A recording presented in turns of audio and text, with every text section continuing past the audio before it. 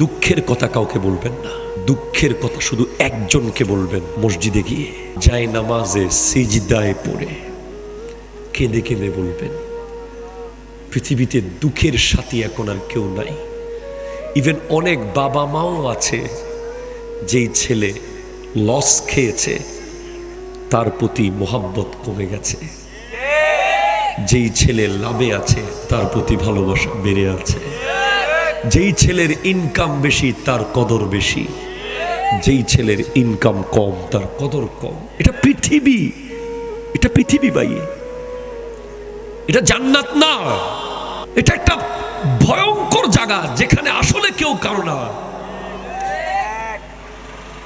Ultimately ভূমিকম্প যখন হয়েছে, আপনি কি আব্বা বলে ডেকেছেন না মা বলে ডেকেছেন না আল্লাহ বলে ডেকেছেন?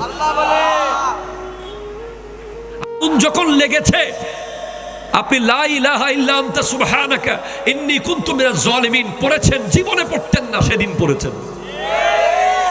আগুন নিভে যাওয়ার পরে আবার আপনি সুদ খাওয়া শুরু করেছেন, আবার আপনি ঘুষ খাওয়া শুরু করেছেন।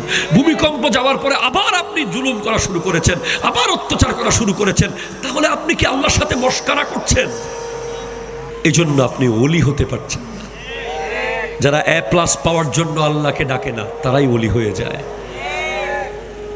যারা A+ পাওয়ার জন্য আগের রাতে আল্লাহকে ডাকে, ব্যবসার মাল খালাস করার জন্য আল্লাহকে ডাকে, সন্তান ঠিকভাবে প্রসব করার জন্য আল্লাহকে ডাকে, তারা কখনো ওলি হতে পারে না। তারা কাজ শেষ, আল্লাহর কথাও শেষ।